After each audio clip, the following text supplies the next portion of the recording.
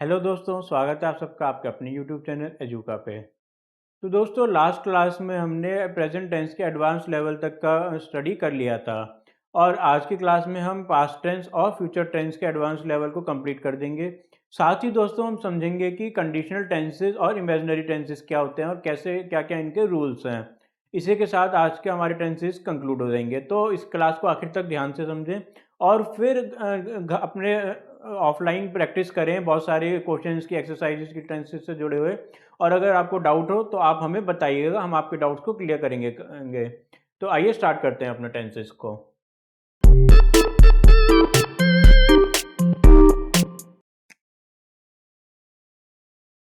Past indefinite tense. तो सबसे पहले तो समझते हैं इसके क्या क्या कीवर्ड्स हैं। तो जैसे कि अगर हम देखें तो बिफोर, एगो, यस्टरडे, बेसिकली जो समय बीत गया है। फिर last, week, day, month, year,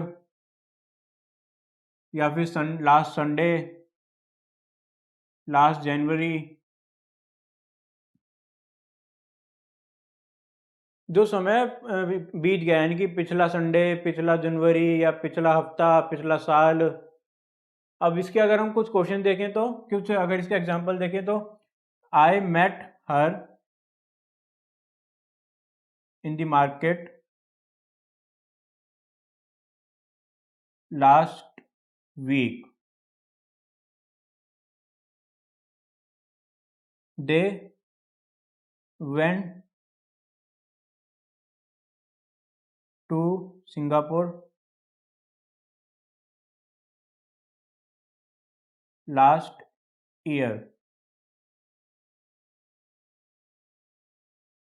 पिछला हफ्ता, पिछला साल। और क्या क्या दोस्तों इसके एग्जांपल हो सकते हैं। She went to cinema last Sunday, she went to cinema last Sunday. तो बेसिकली हमने जैसे कि फिर बात करी वही कि पिछला जो बीता हुआ समय है, जब उसके कुछ हमें बेसिक कीवर्ड दिख जाए, बिफोर, एगो, यस्टरडे और लास्ट के साथ ये सभी कुछ वर्ड्स, तो हम समझ जाएंगे कि हमारा पास्ट इंडेफिनिट टेंस की बात हो रही है। पर दोस्तों अब ध्यान देने की बात यह है कि एकदम इसका उल्टा होता है फ्यूचर इंडेफिनिट टेंस में।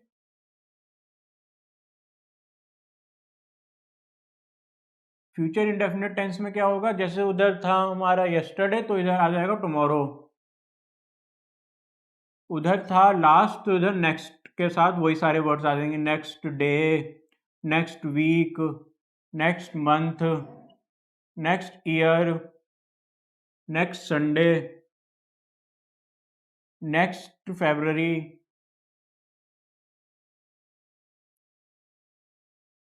अगर जैसे इसके एग्जांपल देखें तो उन्हीं एग्जांपल्स को अगर हम फ्यूचर में कन्वर्ट करें तो I will meet her in the market next week,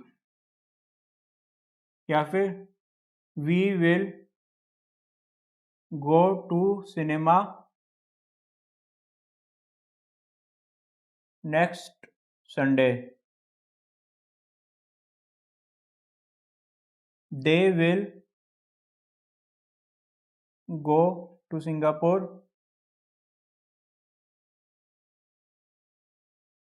next year.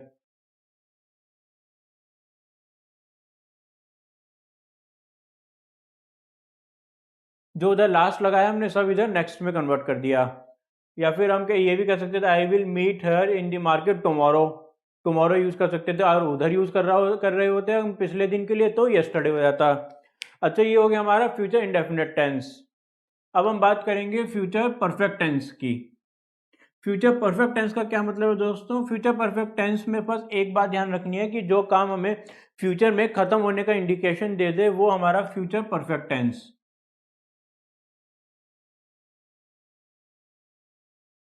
जैसे कि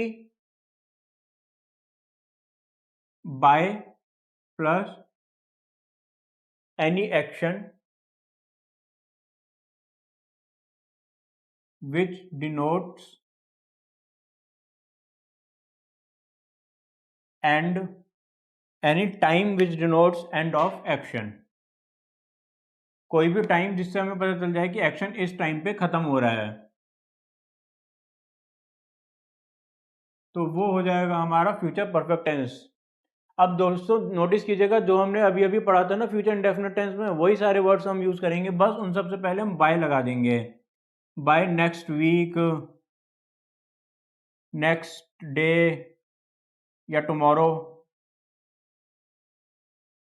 next month, next year,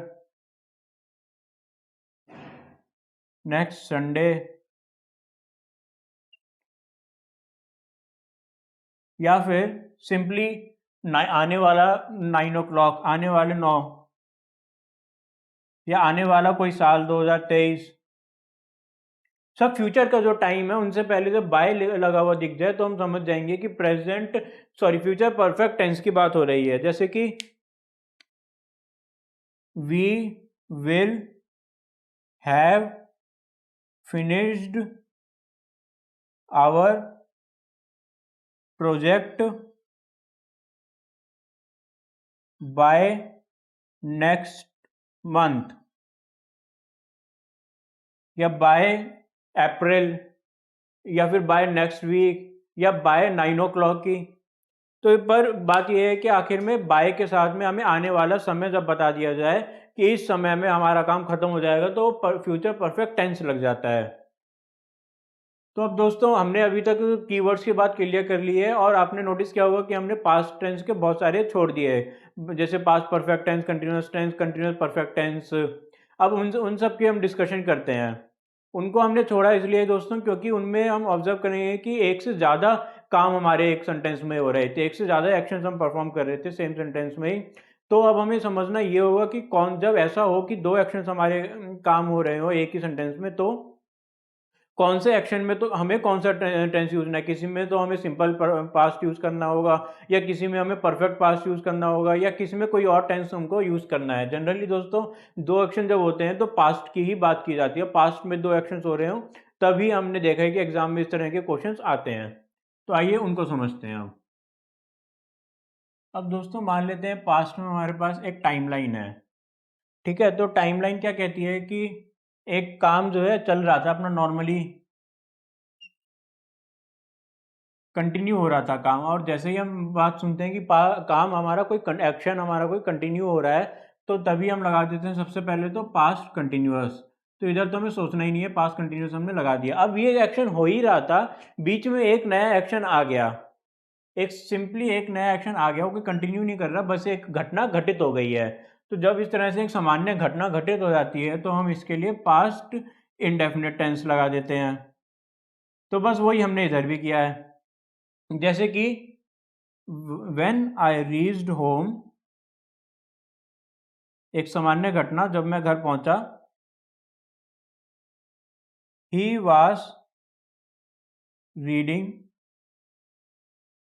a novel, जब मैं घर पहुंचा तो वह जो एक नॉवल पढ़ रहा था। अब वो नॉवल पढ़ रहा था यानी कि कंटिन्यू हो रहा था कोई काम, तो जैसे ही कंटिन्यू हुआ कोई काम ये वाला, तो पास्ट कंटिन्यूस लगा दिया। पर जब मैंने कहा कि आई रीच्ड होम, एक सिंपल सेंटेंस है जिसमें हेल्पिंग वर्ब तक नहीं है, तो हमने पास्ट इंडेफिनिट टेंस लगा दिया।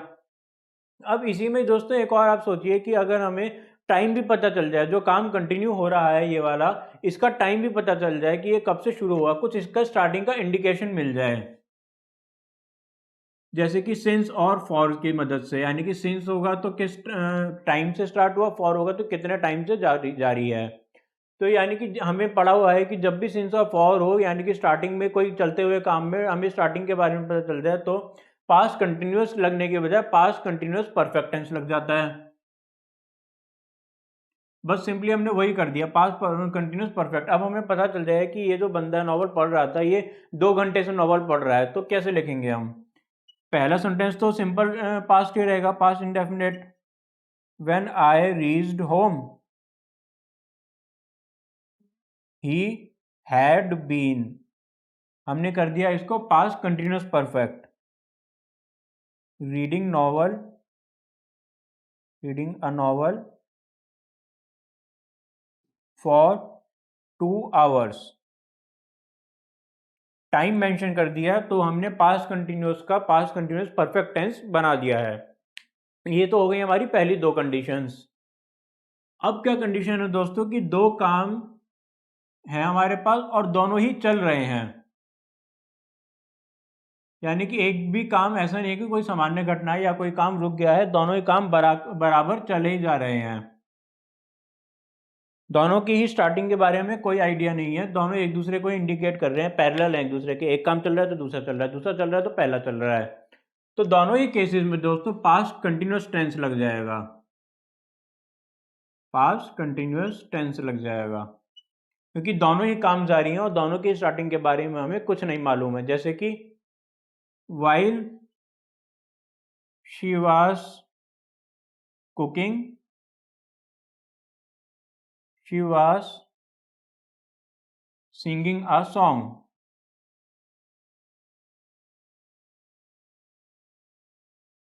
जब वह खाना बना रही थी तो गाना गा रही थी। दोनों काम साथ में हो रहे हैं, खाना बना रही है और साथ में गाना भी गा रही है। तो क्योंकि दोनों काम कंटिन्यू हो रहे हैं तो इसलिए दोनों में ही पास्ट कंटिन्यूस टेंस हमने लगा दिया है। तो ये हो गई हमारी तीसरी कंडीशन। अब चौथी कंडीशन क्या है? चौथी कंडीशन है कि दोस्तों 2 घटनाएं घटी, पर दोनों घटनाओं के घटने में थोड़ा टाइम का इंटरवल है, टाइम डिफरेंस है दोनों में। दोनों एक साथ नहीं घटनाएं हुई हैं, दोनों में टाइम है। पहले एक घटना खत्म हो चुकी है, क्लियरली घटना खत्म हो चुकी है, उसके थोड़ी देर बाद दूसरी घटना घटित हुई है। तो जैसा मैंने बोला पहली घटना क्लियरली खत्म हो चुकी है, और जैसे ही आप सुनते हैं कि खत्म हो चुकी है मतलब पास्ट परफेक्ट टेंस। अब पहले जो घटना घटित हो चुकी है, खत्म हो चुकी है, उसमें तो आ गया पास्ट परफेक्ट टेंस, पर जो घटना थोड़ी देर बाद एक सामान्य घटना हुई है उधर आ जाएगा हमारा सिंपल पास्ट। सिंपल पास्ट क्यों आएगा दोस्तों? क्योंकि ना तो ये घटना चल रही है, ना ही ये घटना के का एंड का हमें कुछ मालूम है। तो इसलिए ना प्रेजेंट कंटिन्यूस पास्ट कंटिन्यूस आ सकता है, ना पास्ट कंटिन्यूस परफेक्ट आ सकता है, ना पास्ट परफेक्ट आ सकता है। सिर्फ सिंपल पास्ट एक सामान्य घटना के लिए सिंपल पास्ट ही आता है। तो क्या सेंटेंस होगा इसका? The patient had died before the doctor arrived.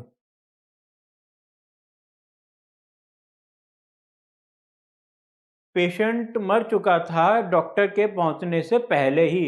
Before हमें क्लियरली बता रहा है कि एक घटना पहले खत्म हो चुकी है दूसरी घटना के होने से। इसी तरह the train had gone before I reach the station.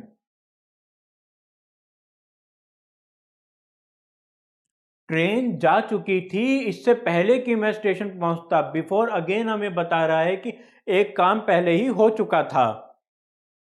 या फिर इसका उल्टा अगर हम करना चाहें, I reached the station after the train left. Again after हमें बता रहा है कि मेरा जो मैं पहुंचा था ये वाला काम बाद में हुआ ट्रेन के जाने से पहले, और जो काम पहले हो चुका है क्लियरली खत्म हो चुका है उधर हमने पास्ट परफेक्ट टेंस लगाया, और जो दूसरी सामान्य घटना हुई है उधर हमने सिंपल पास्ट टेंस लगाया। तो ये हमारा चौथा सिनेरियो हो गया।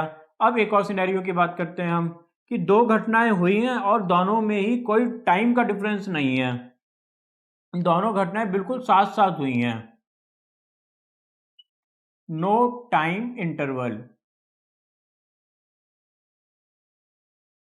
तो जब कोई समय का अंतर ही नहीं है तो दोनों काम और एक साथ ही घटित हो रहे हैं, यानी कि हमें ये मालूम ही नहीं है कि कौन सा काम खत्म हुआ, कौन सा काम चालू हुआ, या कौन सा काम जारी है।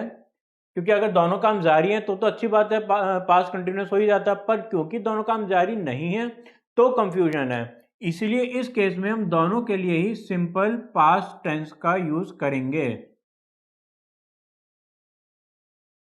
As soon as I reached home the phone bell wrong.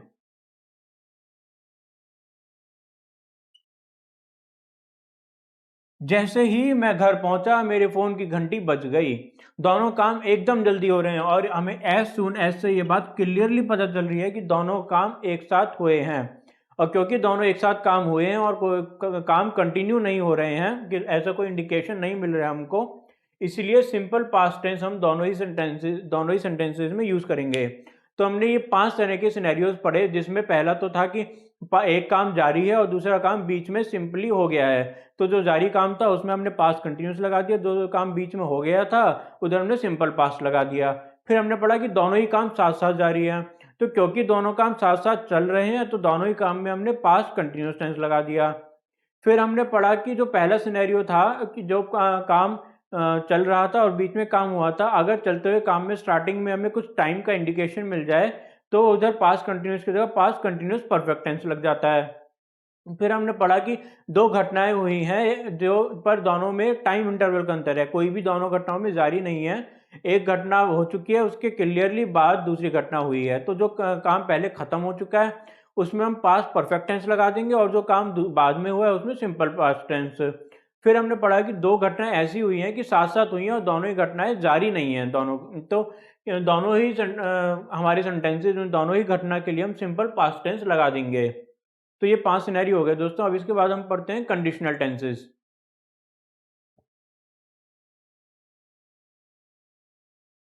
अब हम बात करेंगे कंडीशनल टेंसेस की।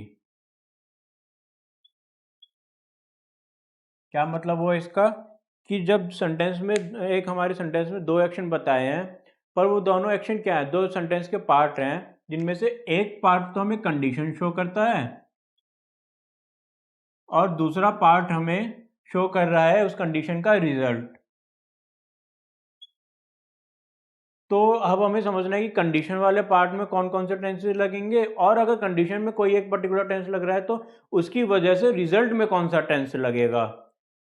तो यानी कि हम ये कहना चाह रहे हैं कि कंडीशन और रिजल्ट में दो पार्ट जो सेंटेंसेस के दोनों में अलग अलग टेंसेस का यूज होगा, और किस में कौन से टेंस का यूज होगा अब आइए देखते हैं हम उसको। जैसे कि अगर मान लीजिए हमारा है सिंपल प्रेजेंट टेंस कंडीशन के लिए, तो फिर रिजल्ट में क्या आएगा, सिंपल फ्यूचर टेंस। अभी इनके एग्जांपल्स भी करेंगे हम, पहले 3 रूल्स को समझ लेते हैं। अगर सिंपल प्रेजेंट टेंस आ गया कंडीशन में तो सिंपल फ्यूचर टेंस आएगा रिजल्ट में।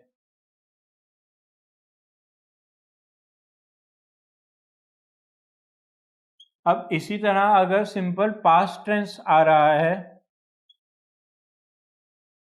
कंडीशन में तो हमारा रिजल्ट में क्या आएगा, वुड, वुड या फिर कोड दोनों ही आ सकते हैं, दोनों में से जो भी हमें सेंटेंस में लगाना चाहें, प्लस वर्ब की फर्स्ट फॉर्म। ध्यान रखना है कि इधर हमने कोई टेंस का नाम नहीं दिया, हमने सिंपली कह दिया कि अगर कंडीशन में सिंपल पास्ट टेंस दी गई है तो रिजल्ट में वुड या कुड लगा दीजिए, साथ में वर्ब की फर्स्ट फॉर्म लगा दीजिए, ठीक है। अच्छा, अब हम इधर मान लेते हैं कि पास्ट परफेक्ट टेंस आ रहा है कंडीशन में, तो उधर क्या आएगा दोस्तों, इधर ध्यान देना है हमको। वुड कुड तो आएगा इधर फिर भी, पर साथ में आ जाएगा हैव। और ये हम पढ़ चुके हैं कि जैसे ही हमें हैव नजर आ जाए तो वर्ब की थर्ड फॉर्म हमें लगानी कंपलसरी है। तो ये हमने समझ लिए 3 कंडीशंस। पहली कि सिंपल प्रेजेंट टेंस आ रहा है कंडीशन में तो रिजल्ट आएगा सिंपल फ्यूचर टेंस। अगर कंडीशन में सिंपल पास्ट टेंस है तो रिजल्ट में आएगा वुड कुड प्लस वर्ब की फर्स्ट फॉर्म। और अगर हमारा कंडीशन में पास्ट परफेक्ट टेंस है तो रिजल्ट में आएगा हमारा वुड या कुड प्लस हैव और साथ में वर्ब की थर्ड फॉर्म। अगर इनके एग्जाम्पल्स की हम बात करें तो if I go to Agra I will see the Taj. अगर मैं आगरा जाऊंगा, अगर मैं आगरा गया तो मैं ताज देखूंगा। इसमें दोस्तों नोटिस कीजिएगा फ्यूचर की बात ज़्यादा की गई। अगर मैं आगरा गया तो मैं ताज देखूंगा। अब if I went to Agra I would see the Taj. अगर मैं आगरा जाता तो मैं ताज देखता। इधर एक इच्छा प्रकट की जा रही है, एक तरह से आप कह सकते हो। तीसरी बात में आप नोट कीजिएगा फ्यूचर की कोई जिक्र ही नहीं है, सिर्फ पास्ट की बात की गई है। इफ आई हैड गॉन, अगर मैं गया होता आगरा तो मैंने देखा होता। पास्ट की बात की है। अगर मैं गया होता तो मैंने देखा होता ताज को। I would have seen the ताज।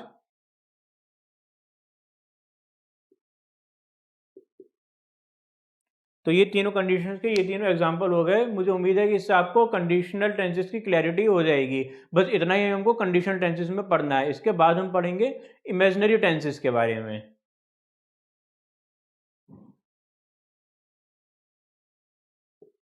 अब हम बात करेंगे इमेजिनरी सेंटेंसेस की, यानी कि वो सेंटेंसेस जिनमें हमारी इमेजिनेशन या हमारी ख्यालों की बात की जाए। तो सबसे पहले तो ऐसे सेंटेंसेस को पहचानना कैसे है। If, as if only, as though, wish, ये 5 अगर हमें वर्ड्स दिख जाएं तो हम आइडिया लगा सकते हैं कि, या फिर एक और वर्ड है वुड डैट। ये 6 और भी कुछ वर्ड्स हैं। ये सभी मोटा मोटा वर्ड्स हम अगर हमें दिख जाए तो आइडिया लग सकता है कि इमेजिनेशन की बात हो रही है। अच्छा, ये तो हो गया कि भाई हमारा इमेजिनरी पार्ट की बात, सेंटेंस का जो इमेजिनरी पार्ट है उसमें सारे वर्ड्स आ जाएंगे। बट दूसरे पार्ट का क्या करना है। तो दूसरे पार्ट में अगर तो हेल्पिंग वर्ब लगा हुआ मिल जाए तब तो हम इस पार्ट वाले सेंटेंस में वर्ब लगा देंगे। और अगर उस दूसरे सेंटेंस में वर्ब लग रहा है, हेल्पिंग वर्ब नहीं, मेन वर्ब का ही यूज़ किया जा रहा है, हेल्पिंग वर्ब का यूज़ नहीं किया जा रहा है, तब हम इधर लगा देंगे वर्ब की सेकंड फॉर्म। जो हमारे इमेजिनरी वाला पार्ट है इसमें हम लगा देंगे वर्ब की सेकंड फॉर्म। जैसे कि if I were a millionaire, if I were a millionaire. आप नोटिस कीजिए इफ लगाया है और इधर हमने वर लगा दिया है। क्यों? क्योंकि अगला में कहता है आई वुड बिल्ड, बिल्ड की बात कर दी इसने, बिल्ड हॉस्पिटल्स, अगले में मेन वर्ब आ गया है, इसलिए हमने इधर वर लगा दिया। She walks as if she were a queen, she walks, simply she walks. और फिर उसके बाद आ गया हमारा एज इफ, एज इफ ये आ गया। शी, हमने फिर से वर्ब लगा दिया, हेल्पिंग वर्ब हमारा वर्ब लगा दिया, शी वर अ क्वीन। तो ध्यान रखना है कि हमारी जो इमेजिनरी वाली पार्ट है या तो उसमें वर आएगा या वर्ब की सेकंड फॉर्म आएगी।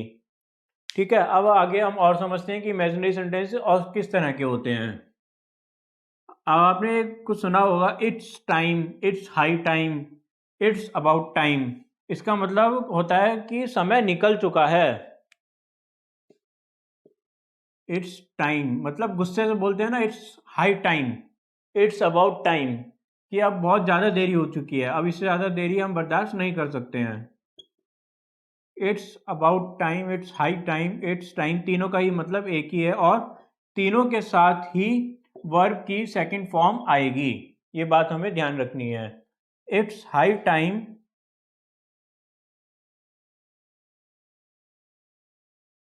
शी रिटर्न होम, समय निकल चुका है कि वो घर आती, यानी कि ऑलरेडी बहुत ज़्यादा लेट हो चुकी है घर आने में। तो ये हो गया हमारे 3 words, 3 sentence, it's time, it's high time, it's about time. अब और क्या क्या हमारी कंडीशन होती है इमेजिनरी सेंटेंस को पहचानने के लिए, और क्या क्या वर्ड्स आते हैं ये देखते हैं।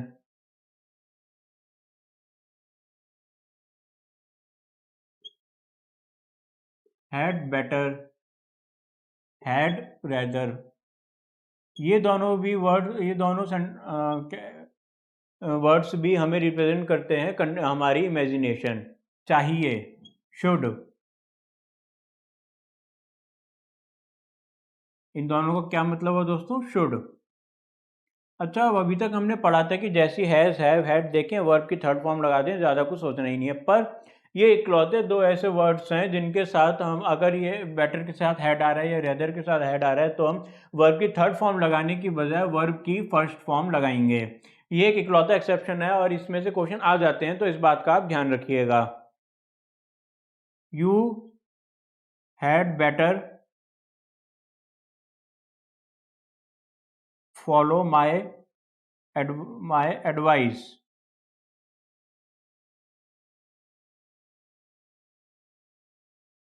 तुम्हें मेरी एडवाइस फॉलो करनी चाहिए।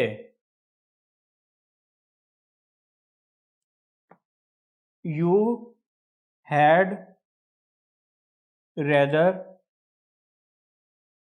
Not go outside so late at night. इतनी देर रात को तुम्हें बाहर नहीं जाना चाहिए। तो ये हो गया है, या फिर हैड बेटर हो या हैड रेदर हो। आप ऑब्जर्व कीजिए कि हमने वर्ब की फर्स्ट फॉर्म ही लगाई है, हमने वर्ब की थर्ड फॉर्म दोनों ही केसेस में नहीं लगाई है, चाहे इधर फॉलो हो या गो हो। ठीक है, अब ये तो हो गए दो वर्ड्स। अब लास्ट कंडीशन क्या है दोस्तों हमारे इसमें इमेजिनरी सेंटेंसेस के लिए? अनटिल और अनलेस। पहले तो इन दोनों का मतलब क्या होता है? दिखने में तो दोनों सेम से ही हैं, पर मतलब अलग अलग होता है दोस्तों। अनटिल का मतलब हो गया टाइम के पर्सपेक्टिव में यूज करते हैं हम अनटिल को, और अनलेस का मतलब हो गया कोई कंडीशन हम लगा दें। अब तो ध्यान देना है दोस्तों ये कि ये दोनों ही जब वर्ड्स आ जाएं तो इनके बाद हम नेगेटिव वर्ड्स का यूज नहीं करते हैं, सेंटेंस को हम पॉजिटिव रखते हैं। जैसे कि you will fail in the exam unless you study. वैसे तो आप कहोगे कि भाई पढ़ लेगा तो फेल ही क्यों होएगा, you will fail in the exam. पर हम ये कहना चाह रहे हैं कि जब तक तुम नहीं पढ़ोगे, जब तक तुम जो है पास नहीं हो सकते हो। अनटिल ने पूरे इस सेंटेंस का मतलब ही उल्टा कर दिया है। अगर हम अनटिल हटा देते, you will fail in the exam, मान लीजिए इफ होता, इफ यू स्टडी, अगर पढ़ोगे तो फेल हो जाओगे, ये क्या बात हुई? पर जैसे ही अनलेस आ गया हमारा वर्ड, अनलेस ही अनटिल आ जाते हैं, तो सेंटेंस को, इसके आगे के सेंटेंस का मीनिंग ही उल्टा हो जाता है। इसीलिए इसके सेंटेंस के आगे हम एक पॉजिटिव सेंटेंस का यूज करते हैं, जबकि उसका मीनिंग हम नेगेटिव कहना चाह रहे हैं। एक और एग्जाम्पल देखते हैं, इसे मैं एक बार दोबारा लिख देता हूं। You will fail in the exam unless you study. I will not go from here until you return my money. मैं यहाँ से जब तक नहीं उठूंगा जब तक तुम मेरे पैसे लौटा नहीं देते हो। अगर हम अनटिल हटा देते तो क्या हो जाता? I will not go from here if you return my money. मेरे पैसे दे दोगे तो मैं नहीं उठूंगा। गलत हो जाता सेंटेंस, पर क्योंकि अनटिल आ गया तो इसके आगे का मीनिंग एकदम उल्टा हो गया। यू रिटर्न माई मनी जरूर लिख रहे हैं, पर कहना ये चाह रहे हैं जब तक तुम मेरे पैसे नहीं दोगे मैं यहाँ से नहीं उठूंगा। तो बात हमें एक और ध्यान रखनी है कि अनलेस था किसी कंडीशन के लिए, अगर तुमने ऐसा नहीं किया तो तुम्हारे साथ ऐसा हो जाएगा। और अनटिल हो गया टाइम के लिए, जब तक तुम मुझे ये नहीं करके दोगे मैं यहाँ से नहीं उठूंगा, जब तक ऐसा होता रहेगा मैं ये नहीं करूंगा। तो ये हमारा लास्ट रूल था दोस्तों टेंसेस को लेके। इसी के साथ हमारे टेंसेस हो गए ख़त्म आज, और मुझे उम्मीद है कि आपने टेंसेस को डिटेल में और अच्छे से समझ लिया होगा, और इसकी आप जो है अच्छे से प्रैक्टिस भी कर रहे होंगे। और अगर अगर आपको कोई डाउट आता है अपनी प्रैक्टिस के दौरान, या हमारी टेंसेस की क्लास से कोई डाउट है, तो आप कमेंट सेक्शन में हमें बताइए, हम आपके डाउट को सॉल्व करेंगे जल्द से जल्द। और अगर आपको हमारी क्लासेस पसंद आई तो हमें लाइक और शेयर करना ना भूलें। साथ ही दोस्तों, अगर आपने अभी तक हमारे चैनल को सब्सक्राइब नहीं किया है तो चैनल को सब्सक्राइब करें, और साथ ही दिए गए बेल आइकन पर क्लिक करें ताकि हमारी सभी वीडियोज़ की टाइमली अपडेट्स आपको मिलते रहें। Thank you.